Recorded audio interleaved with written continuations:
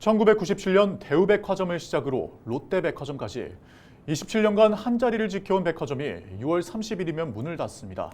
지역민들의 아쉬움과 함께 500여 명의 직원들이 실직 위기에 내몰리면서 이슈가 되고 있는데요.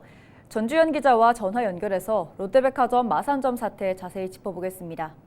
전 기자, 먼저 롯데백화점 마산점 운영 종료 이유는 무엇입니까? 가장 큰 이유는 매출 부진이었습니다. 수년간 이어온 지역 경제 침체와 코로나19 사태, 또 온라인 유통 확산은 매출 감소로 이어졌습니다. 2023년 기준 롯데백화점 마산점의 총 매출액은 740억 원이었는데요. 지난해 롯데백화점 32개 지점의 평균 매출액은 5,665억 원으로 이에 비하면 마산점은 7분의 1 수준에 그치면서 전국에서 매출이 가장 부진했던 겁니다. 롯데백화점 측은 경영 효율화를 추진하면서 결국 마산점 폐점을 결정하게 됐습니다. 네, 폐점에 따른 여파도 만만치 않을 것 같은데 어떻습니까? 네, 그렇습니다. 가장 큰 문제는 입점 매장 직원들의 일자리입니다. 백화점 폐점을 통보한 게 4월 23일이었는데 폐점 시점까지 2달이라는 시간밖에 없었던 건데요. 백화점에 근무하는 직원들은 600명 정도 됩니다. 하지만 정직원을 제외한 500여 명이 실직 위기에 놓였습니다.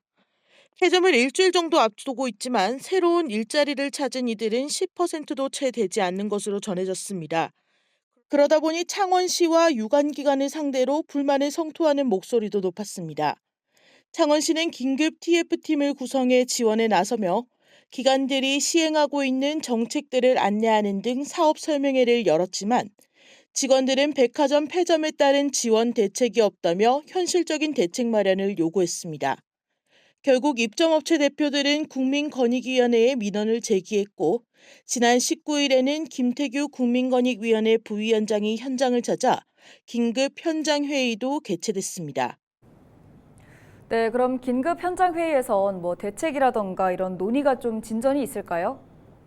국민권익위 현장회의는 비공개로 진행돼 자세한 이야기는 알 수 없습니다. 하지만 회의 이후 비상대책위원 한 분과 얘기를 나눠봤는데요. 이번 사태가 벌어지고 처음으로 속 시원하게 자신들의 목소리를 낼 수 있는 장이었다고 평가했습니다. 또 권익위 김태규 부위원장이 이런 상황 속에 직원들이 억울해하고 불안해하고 있는데 롯데 본사 관계자들이 회의에 참석하지 않은 것에 대해 질타를 이어갔다고 전했습니다. 네, 그럼에도 뭔가 변화를 좀 기대할 수 있을 것 같은데요.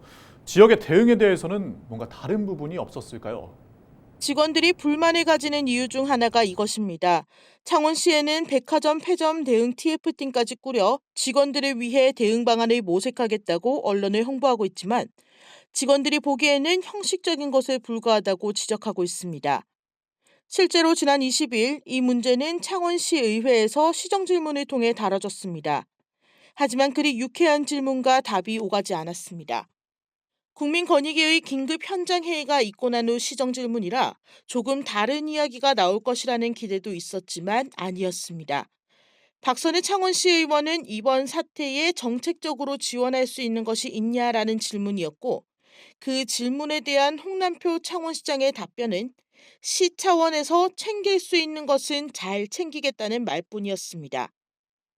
그 밖엔 건물 활용 방안에 대한 질의를 이어갔을 뿐 직원들에 대한 지원 방안에는 더 이상 질문도 답변도 없었습니다. 폐점까지 일주일 조금 넘게 남았습니다. 하지만 아직 마땅한 해결책이 나오지 않으면서 직원들의 불안감만 커지고 있습니다. 네, 여기까지 듣겠습니다. 지금까지 전주현 기자와 롯데백화점 마산점 폐점 관련해서 이야기 나눠봤습니다.